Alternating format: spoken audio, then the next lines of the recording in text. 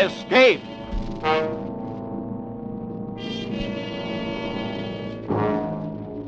You are located on a remote plantation in the crawling Amazon jungle, and an immense army of ravenous ants is closing in on you, swarming in to eat you alive. A deadly black army from which there is no escape.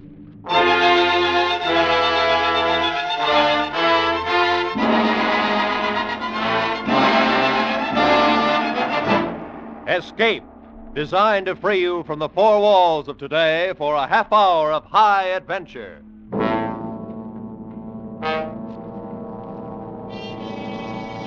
Tonight, at the request of many of our listeners, we bring you a repeat performance of one of the most gripping escape stories. Tonight, we escape to the Amazon jungle and to a creeping, crawling terror, as Carl Stephenson told it in his famous story, Leinengen versus the Ants.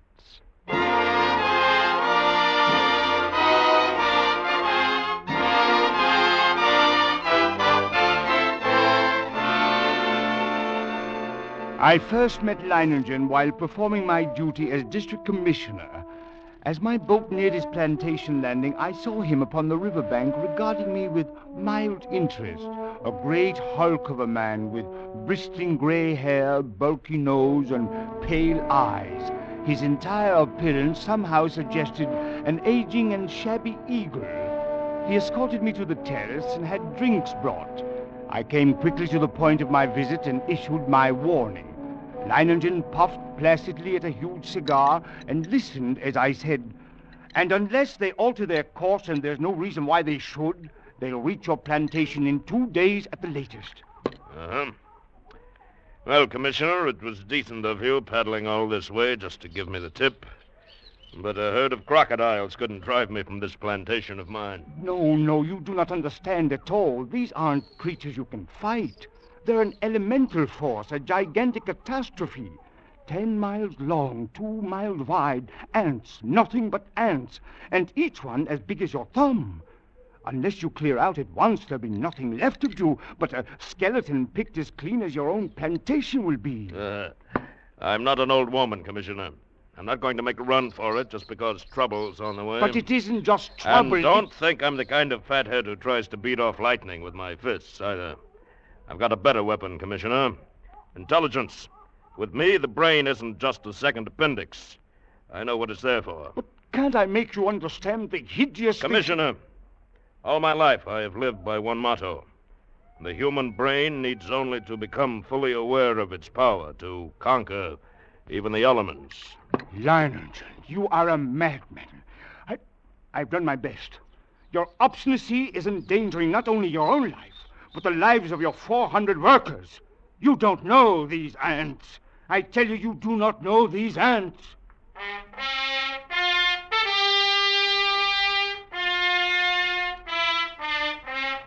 Leinengen merely sat there, puffing at his cigar and regarding me with a sardonic grin, and I knew it was hopeless. As I boarded my launch and cast off, I turned to look once more at this madman who calmly intended to defy one of the world's greatest scourges. I felt a sudden resentment toward him, yet with it was something else. I had never met a man like that, and I could not help on the wondering bank of the river watching the commissioner's launch until it rounded a bend and was lost to sight. There was a strange look in the commissioner's eyes as he stood on the deck staring back at me. Clearly, he thought me insane. Well, he would not have been the first to think so. But I, Leinengen, knew my own powers. I was sure of myself. I knew that intelligence directed aright always makes man the master of his fate. That night, I called my 400 Indian workers together in the front of the plantation house. I saw their faces go ashen with terror as I told them the ants were coming. Watched them as they milled around muttering. I said nothing more to them.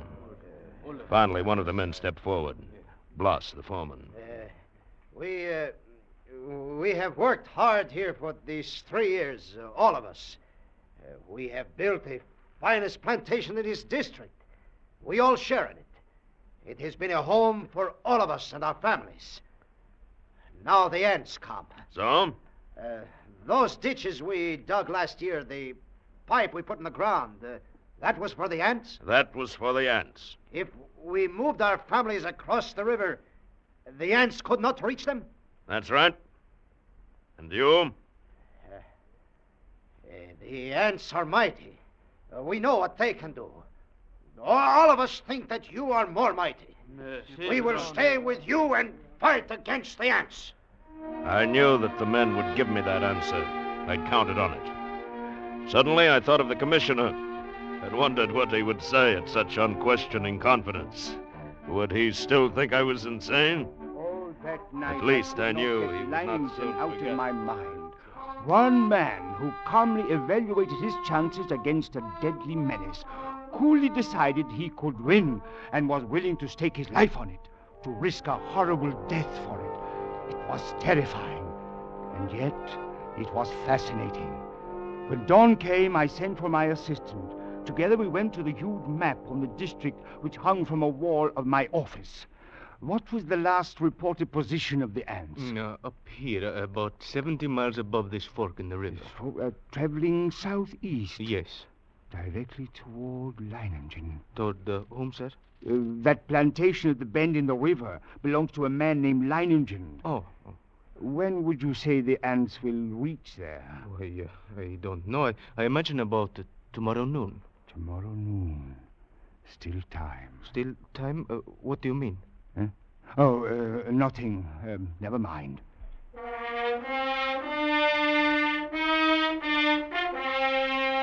But what did I mean? Still time for what? For Leinengen to flee? Or still time for me to... Even as I rejected the thought with horror, I knew that the fascination of that man was more than I could resist.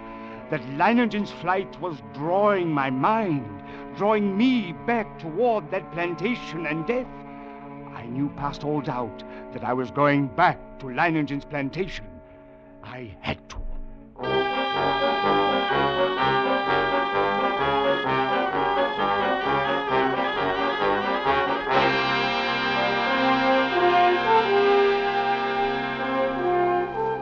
It was 10 o'clock in the morning when I rounded the bend and saw Leinengen's plantation before me. I put into the dock and tied up the launch. Then I saw him standing on the bank above me, arms folded, stubby cigar in his mouth, and a sardonic grin on his face. I made my way up to him. Back for another warning, Commissioner? No. Back to stay a while? Yes. Nah. You don't seem very surprised. I'm not. You expected me? I thought you'd be back. Come along, we'll get some horses. You'll want to ride around the plantation, take a look at the defenses I've rigged up. Yes, I will want to see the defenses. And the ants. We'll be getting a glimpse of them before long, I should think. Yes, and the ants. Come along, then.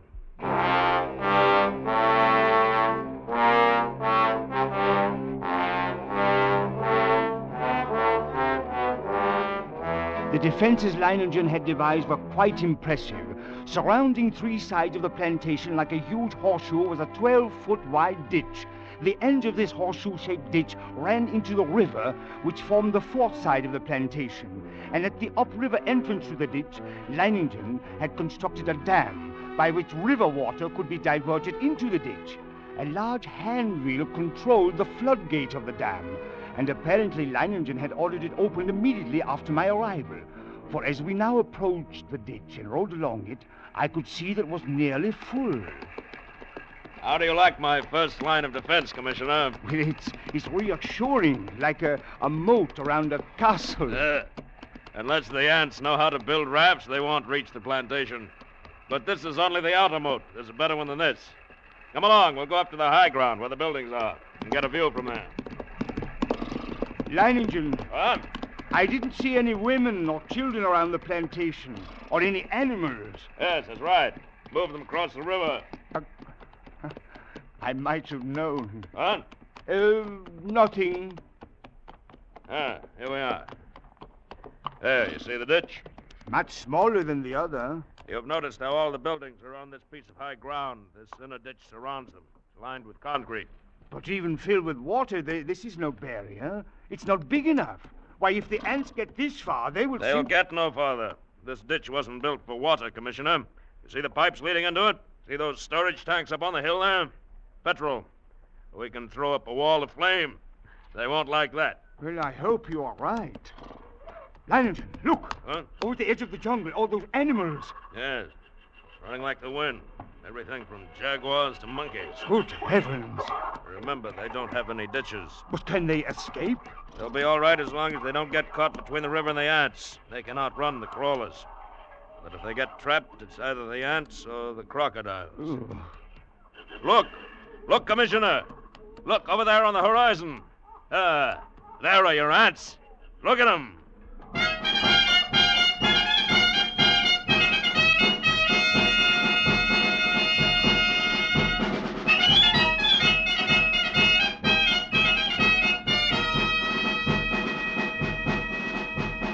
It was a sight I will never forget.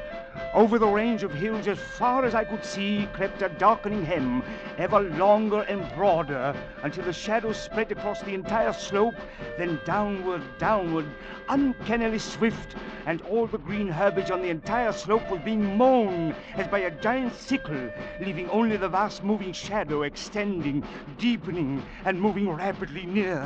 They're a hideous lot, aren't they? Leinengen, we can't last against that. Look at them. Why, they could fill your ditches with their corpses and still have enough to destroy every one of us. We've got to run. No. They haven't gotten to us yet. They never will.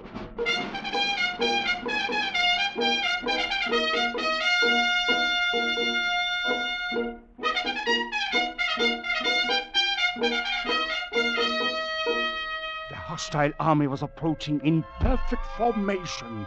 No human battalions, however well drilled, could ever hope to rival the precision of that advance.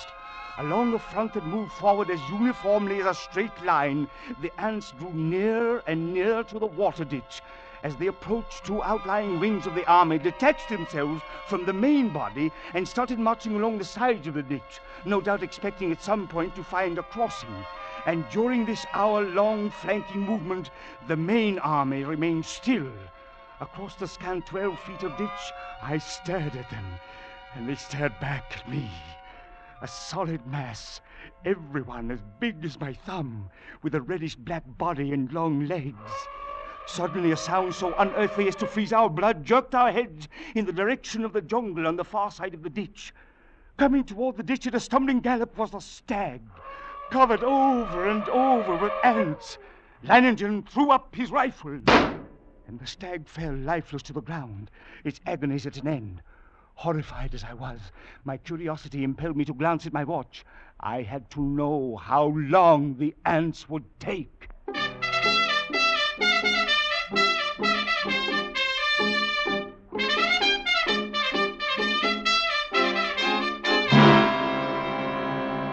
After 6 minutes, only the white, polished bones of the stag remained.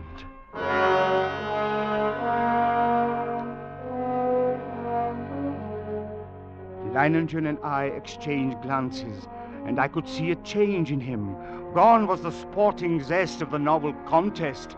In its place was a cold, violent purpose to send these vermin back to the hell where they belonged. If he did not, we were both only too sure of the alternative.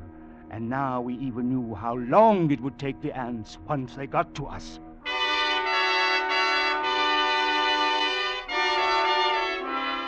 Around 4 in the afternoon, the ant scouts having found no crossing, there was a stirring among the main army.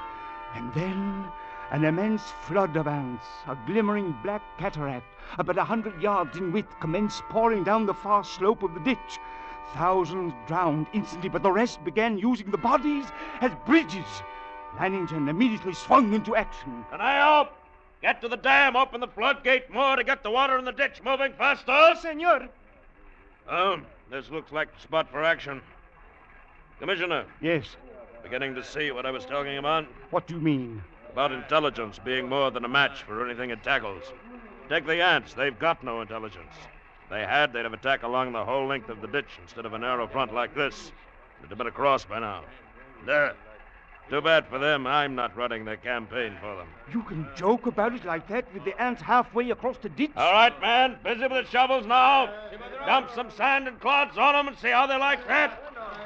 You with the petrol sprinklers. Start pumping. I don't like it, Commissioner. I don't like it a bit. Look at them. Yes, but look at the ones on the far side of the ditch. Whole clumps of them rolling into the water. The rest are using them for bridges. Commissioner, the water's moving faster now. Tanayo got the floodgates open. Yes. Look at the ants. They can't hold their own against the current now. They're being washed away. Look at them, Commissioner. The water's carrying them away. We've beat them. We've won out.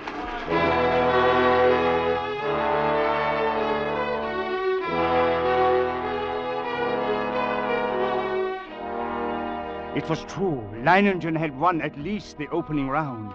The floodgates were left open to forestall any night crossing. I suppose I hoped that the ants would go on, pass us by. But when dawn came, the dark blanket was still there, motionless, across the ditch. Then we noticed a feverish activity on the other side of the plantation. Here a grove of tamarind trees lined the far end of the ditch, and every tree swarmed with the crawling insects. But instead of eating the leaves, they were merely gnawing through the stems so that a thick green shower fell steadily to the ground. Well, it looks as if it's feeding time for our friends, eh? Blas. Senor. Have all the petrol pumps brought here and get everyone over here except the lookouts on the other side and then pass out the shovels. Yes, senor. Looks like I underestimated them when I said they didn't have intelligence. What do you mean? I said if they wanted to get across, they'd have to have rafts. That's just what they've got. Those leaves are their rafts. Even as he spoke, the leaves went tumbling down the far bank by the thousands. The current drew them away from the bank, and each leaf carried several ants. Don't worry. As long as you keep spraying them and shoveling dirt on the rafts, they can't land. But there will be too many. It's true. Look, more leaves in the ditch all the time. Why, they'll have a solid carpet to walk across in a minute. Not so fast, Commissioner. I've still got a trick up my sleeve for them. The water! The ditch is drying up. Of course it's drying up. That's the plan. Those are the orders I sent to the dam. Are you mad? As soon as it's empty, what's to prevent the ants? Look, the water's way down. It's almost dry. They'll be able to crawl across the bottom. They'll not make it if the man at the dam carries out his orders. He should have opened the gates again by now. To flood the ants? Right. But what a chance to take. If anything should happen. Commissioner, here it comes. Here comes the water. Now we'll give the crawlers the ditch a good ride. Out into the river. Look at them. Look at them go.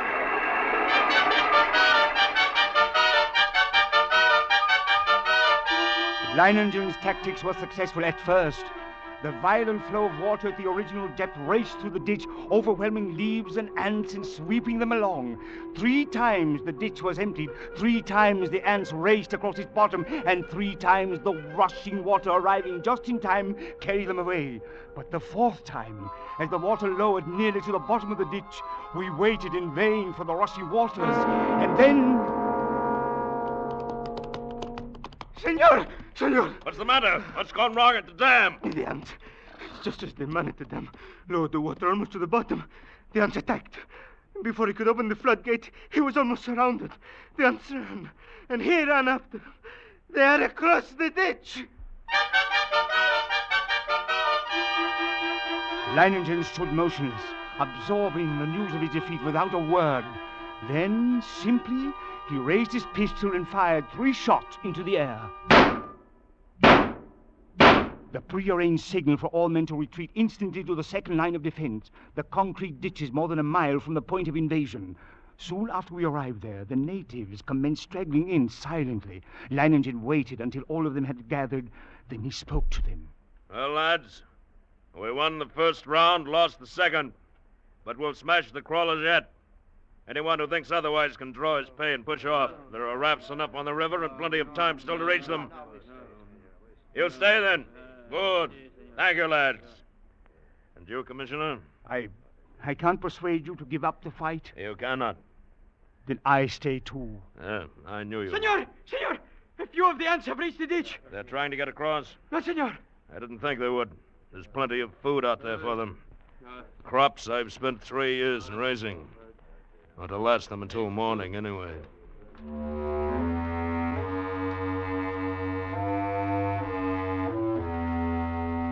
Yes, we were safe for the moment. But the next morning, the black swarm was solid around us, and their shock troops were hard at work. They were dropping shreds of bark and twigs and leaves into the petrol-filled ditches, forming a floating bridge across the surface of the liquid. Leinengen stood silently watching this operation, and I could see a grudging admiration on his face. Then, after several hours, the attack came.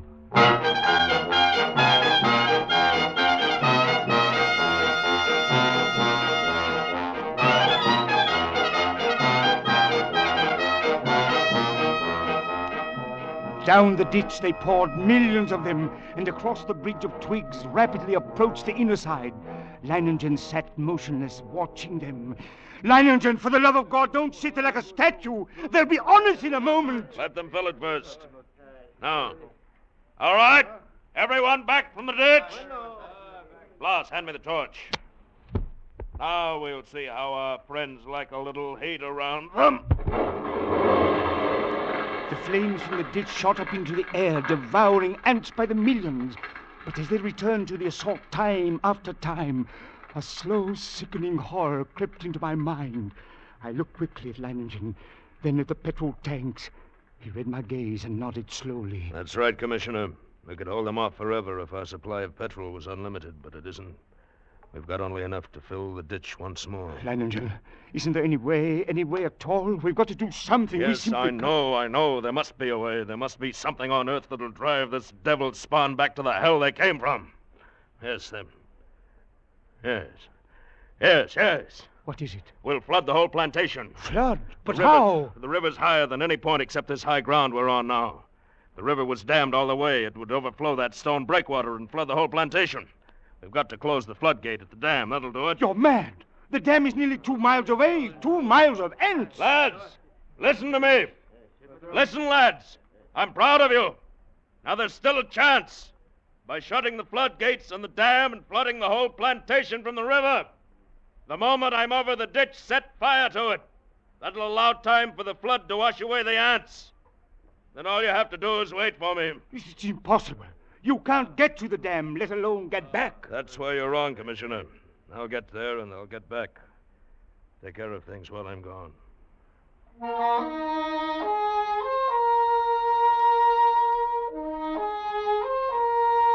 I watched him as he calmly pulled on high leather boots, drew gauntlets over his hands, and stuffed the spaces between breeches and boots, gauntlets and arms with petrol-soaked rags. He shielded his eyes with close-fitting mosquito goggles and plugged his nostrils and ears with cotton. Then the natives drenched his clothes with petrol. Blas, who acted as doctor to the men, smeared a salve over him. And finally, Leinengen was ready. And as he stood calmly surveying the ditch ready for the run, I realized this was as it should be. I, Leinengen, would meet the ants and defeat them, or be defeated by them. Leinengen versus the ants. Yes, it was right that it should be like this. But now there was no more time for thought, only action. I took a deep breath, and then bounded across the ditch and among the ants.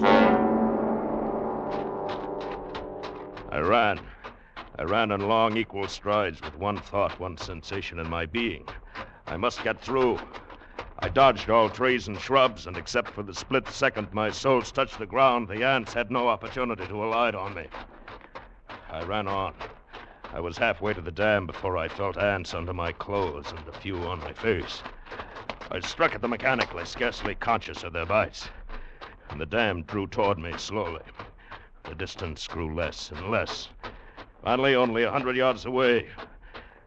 Then 50. Then I was there. I gripped the ant-covered wheel, but hardly had I seized it when a horde of ants flowed over my hands and arms. I strained, and slowly the wheel turned. It turned more, and the floodgate was swinging slowly shut, and then it was shut.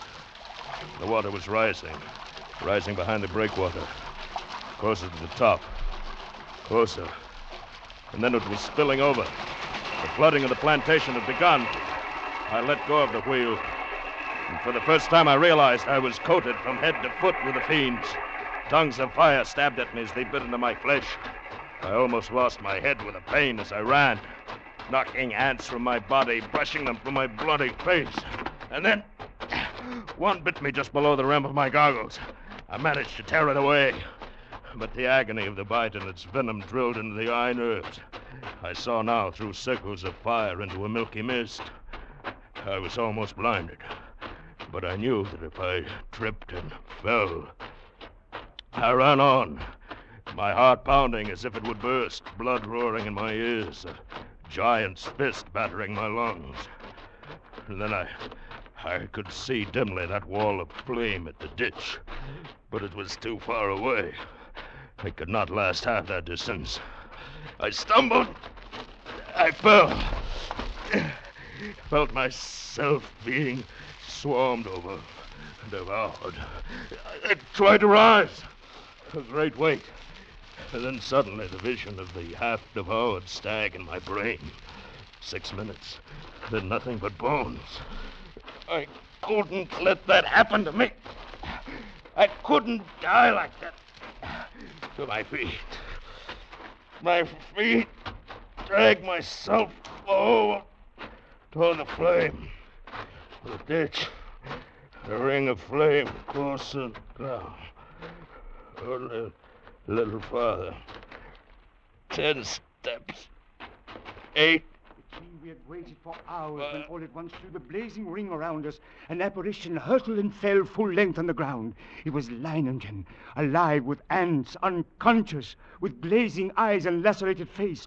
We rushed to him, stripped off his clothes, and tore at the ants that covered him. His body seemed almost one open wound. In one place, I could see a white bone.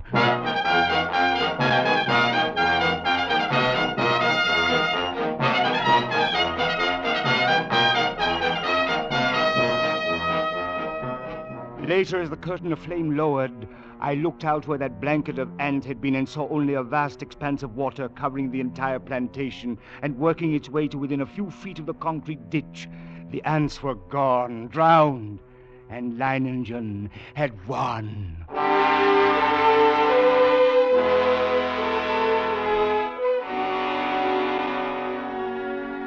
Leinengen lay on his bed, his body swathed from head to foot with bandages, but alive. Everything in order. They are gone.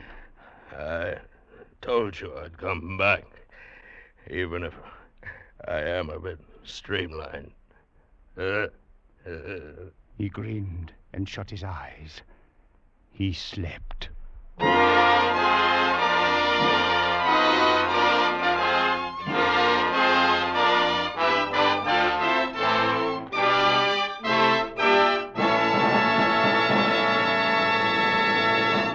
Escape is produced and directed by Norman MacDonald, and tonight brought you Leinengen versus the Ants by Carl Stephenson, adapted for radio by Robert Reif, with Bill Conrad as Leinengen and Jay Novello as the Commissioner.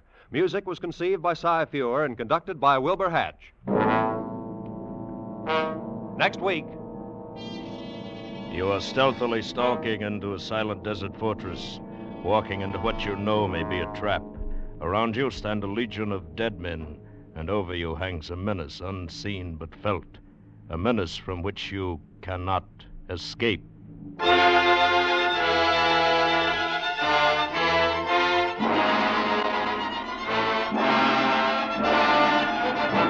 Next week, we escape with Percival Wren's immortal story, Beau Geste.